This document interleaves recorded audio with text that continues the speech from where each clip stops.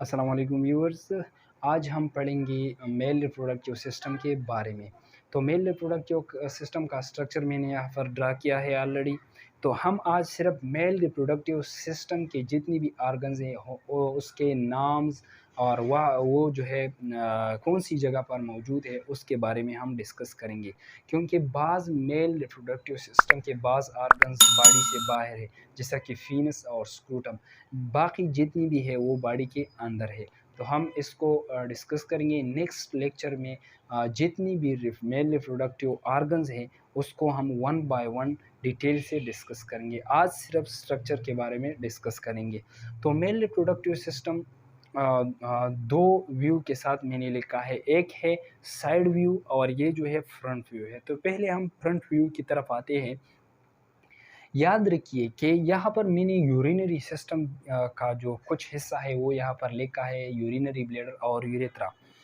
तो यूरेथ्रा जो है ये यूरिनरी सिस्टम का भी हिस्सा है और ये स्पर्म को भी करता है, क्यूरी करता है और यूरिन को भी क्यूरी करता है। इसलिए मैंने यहाँ पर यूरिनरी सिस्टम का भी कुछ हिस्सा लिखा है। फॉर एग्जांपल ये क्या है, ये यूरिनरी ब्लैडर है। यूरिनरी ब्लैडर से एक ट्यूब अराइज होता है बाहर की तरफ, फीनस की तरफ। फीनस में इसको हम यूरेथ्रा कहते हैं। तो ये जो यूरेथ्रा है ये फॉर एग्जांपल ये यूरेटर्स है। यूरेटर किडनी से एक यूरेटर और ये दूसरी किडनी से अराइज होता है। ये जो है फॉर एग्जांपल यूरिन को किडनी से क्यूरी करता है यूरिनरी ब्लैडर में। यूरिनरी ब्लैडर ये जो है एक ऐसा यूरिनरी सिस्टम का एक ऐसा ऑर्गन्स है जो यूरिन को स्टोर करता है। फिर जो है ये यूरिन को क्यूरी करता है यूरेथ्रा में, बाहर की तरफ मैच्योरेशन होता है यानी यूरिनेशन। तो ये जो यूरेथ्रा है, ये जो ट्यूब है, ये इन केस ऑफ मेल ये स्पर्म को भी क्यूरी करता है और यूरिन को भी क्यूरी करता है। तो इसलिए मैंने यहाँ पर यूरिनरी सिस्टम को भी इन्वॉल्व किया है, एडजस्ट किया है। ये फॉर एग्ज़ाम्पल ये हमारे साथ क्या है, ये जो बाहर जो ऑर्गन है मेल रिप्रोडक्टिव सिस्टम का, इसको हम पीनस कहते हैं। पीनस जो है, फीनस के का जो एंड होता है वहाँ पर एक ऑरिपस मौजूद होता है जिसको हम क्या कहते हैं, एक्सटर्नल यूरेथ्रल ऑरिपस, जिसके ज़रिए यूरिन बाहर की तरफ आते हैं और स्पर्म जो है बाहर की तरफ आते हैं। याद रखिए कि पीनस जो है ये स्पर्म को भी क्यूरी करता है और यूरिन जो है उसको भी क्यूरी करता है, जो यानी फीनस है। लेकिन इसका जो अहम रोल है वो क्या है, जो फीमेल के जो विजाइना है इसमें ये फिनिट्रेट होता है, वहाँ पर स्पर्म को जो है छोड़ देते हैं। यानी इनसाइड जो विजाइना है इसमें स्पर्म को जो है क्यूरी करता है, ये पेनिट्रेशन करता है इनसाइड दी विजाइना। अब इसका जो ये जो खेप होता है फीनस का, इसको हम क्या कहते हैं, ग्लैंड्स ऑफ फीनस। ये जो है फीनस है, ठीक है। इसका जो खेप होता है इसको हम ग्लैंड्स ऑफ फीनस कहते हैं। और जो फीनस होता है इसके पीछे जो है एक दो है जिसको हम क्या कहते हैं, टेस्टिस। टेस्टिस जो है ये क्या करता है, ये स्पर्म फॉर्मेशन करता है, स्पर्मेटोजेनेसिस करता है। फॉर एग्जांपल ये टेस्टिस है, इससे जो है एक जो है ईच टेस्टिस से एक ट्यूब अराइज होता है जिसको हम क्या कहते हैं, वास डिफरेंस। फॉर एग्जांपल यहाँ पर स्पर्म बन गए तो ये स्पर्म फिर क्यूरी करता है कौन से ट्यूब में, वास डिफरेंस में। वास डिफरेंस में फॉर एग्जांपल वास डिफरेंस में स्पर्म स्पर्म आकर कहाँ पर पहुँचे, यहाँ पर। तो यहाँ पर एक जो है ग्लैंड मौजूद होता है जिसको हम सेमिनल वेसिकल कहते हैं। ये जो दो ग्लैंड मैंने लिखे हैं ये क्या है, seminal vesicle. Sperm for example यहाँ पर आ गए तो ये सेमिनल वेसिकल कुछ फ्लूइड यहाँ पर सीक्रेट करता है स्पर्म के साथ मिलकर, फिर यहाँ पर आते हैं। जब यहाँ पर आते हैं तो ये जो ट्यूब है इसका नाम है इजैकुलेटरी डक्ट। स्पर्म यहाँ पर इजैकुलेटरी डक्ट में आ जाते हैं। हम इसको आगे डिटेल से एसेसरी ग्लैंड्स में डिस्कस करेंगे कि सेमिनल वेसिकल कौन से फ्लूइड सीक्रेट करते हैं और क्यों सीक्रेट करते हैं स्पर्म में। ये जो इजैकुलेटरी डक्ट है ये स्पर्म को क्यूरी करके यूरेथ्रा में जो है वहाँ पर पेनिट्रेट करता है यूरेथ्रा में। तो ये जो है यहाँ पर यूरेथ्रा के साइड बाय साइड यहाँ पर एक ग्लैंड मौजूद होता है जिसका नाम होता है प्रोस्टेट ग्लैंड। तो ये जो प्रोस्टेट ग्लैंड है ये भी स्पर्म में कुछ फ्लूइड केमिकल्स वगैरह सीक्रेट करते हैं, जो हम आगे डिस्कस करेंगे कि कौन सी फ्लूइड सीक्रेट करते हैं और क्यों सीक्रेट करते हैं। तो यहाँ पर प्रोस्टेट ग्लैंड के फ्लूइड्स जो है वो भी स्पर्म में शामिल होकर यहाँ पर एक और ग्लैंड मौजूद होता है जिसको हम कॉफर्स या बल्बो यूरेथ्रल ग्लैंड कहते हैं। उसका भी कुछ सिक्रीशन स्पर्म में शामिल होकर स्पर्म पर बाहर आते हैं, यानी इजैकुलेशन होता है। ठीक है, तो ये था हमारे साथ जस्ट इसके जो स्ट्रक्चर है इसके बारे में, यानी फ्रंट व्यू से। अब आते हैं साइड व्यू की तरफ। हम साइड व्यू से देखते हैं कि जो मेल रिप्रोडक्टिव सिस्टम है वो किस तरह बना है।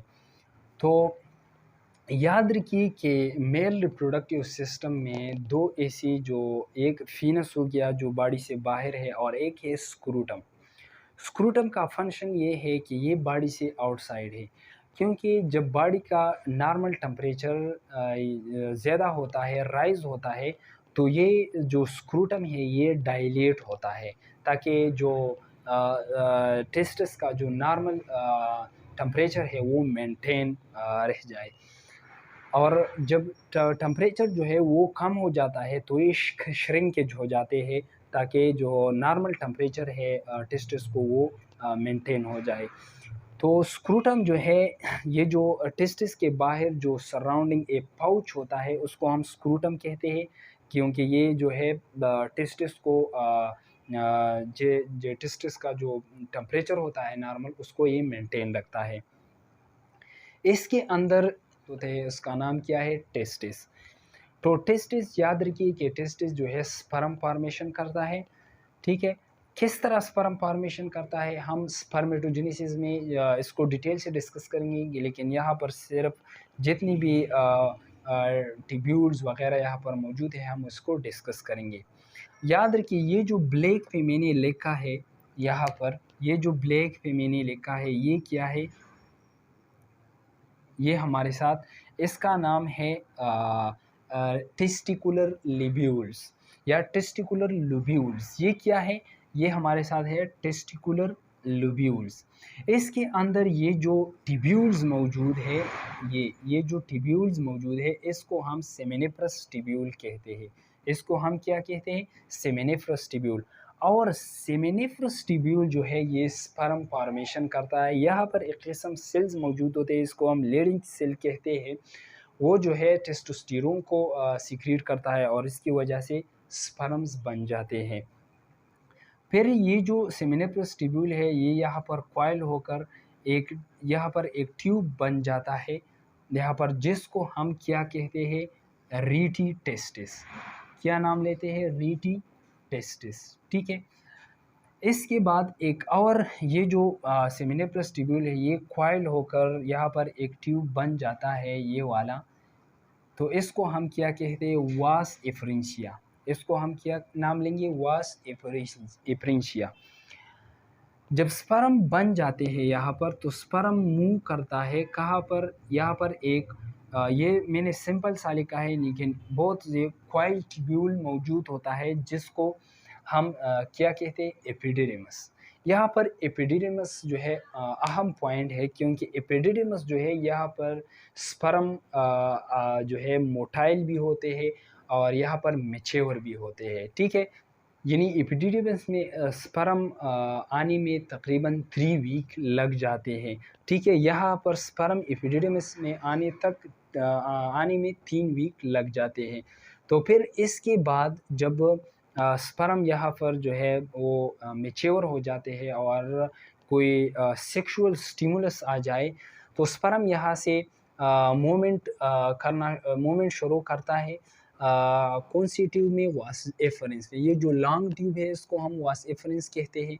वास एफरेंस में यहाँ पर मैंने आप लोगों को वहाँ पर भी कहा कि यहाँ पर एक जो है वो मौजूद होता है ग्लैंड, जिसको हम सेमिनल वेसिकल कहते हैं। इस सेमिनल वेसिकल से जो है कुछ फ्लूइड सिक्रीट होते हैं जो हम आगे डिस्कस करेंगे। वो स्पर्म में शामिल होकर यहाँ पर जो है एक ट्यूब में क्री करता है जिसका नाम है इजैकुलेटरी डक्ट। फिर इजैकुलेटरी डक्ट से ये यूरेथ्रा में आकर यहाँ पर एक ग्लैंड मौजूद होता है प्रोस्टेट ग्लैंड, उसका जो सिक्रीशन फ्लूइड वहाँ पर प्रोस्टेट ग्लैंड भी सिक्रीट करता है, स्पर्म में शामिल हो जाते हैं। फिर उसके बाद एक और ग्लैंड मौजूद होता है जिसको हम बल्बो यूरेथ्रल या कॉपर्स ग्लैंड कहते हैं, उसका कुछ सिक्रीशन भी यहाँ पर स्पर्म में जो है शामिल होकर फिर यूरेथ्रा में आकर इजैकुलेट हो जाते हैं। ठीक है, यहाँ पर ये बात याद रखिए कि स्क्रूटम जो है इसका फंक्शन तो ऑलरेडी ये है कि ये जो टेस्टिस है उसको उसका जो नॉर्मल टेम्परेचर है वो मेंटेन रखता है। किस तरह, जब बॉडी का जो नॉर्मल टेम्परेचर है वो कितना है, वो 37 डिग्री सी है। ठीक है, लेकिन स्पर्म जो है वो जो टेस्टिस जो है वो 35 डिग्री सी में जो है वो सही काम करता है, अपना जो फंक्शन है वो 35 डिग्री सी में करेक्टली करता है। याद रखिए जब बॉडी का टेम्परेचर ज़्यादा होता है, इंक्रीज़ हो जाता है, तो ये जो स्क्रूटम है ये डायलेट होता है। क्यों डायलेट होता है? ताकि बॉडी का जो टेस्टिस का जो नॉर्मल टेम्परेचर है वो मेंटेन रखा जाए। जब भी बॉडी का टेम्परेचर जो है वो 37 से नीचे आ जाता है, यानी डिक्रीज़ हो जाता है, तो ये जो स्क्रूटम है ये श्रिंक हो जाता है। इसलिए श्रिंक हो जाता है यानी सिकुड़ जाता है, ताकि जो टेस्टिस है उसका जो नॉर्मल टेम्परेचर है 35 डिग्री सी ये मेंटेन रखा जाए। तो इसलिए स्क्रूटम जो है बॉडी से बाहर है और ये टेस्टिस का जो नॉर्मल टेम्परेचर है उसको मेंटेन रखने में मदद देता है।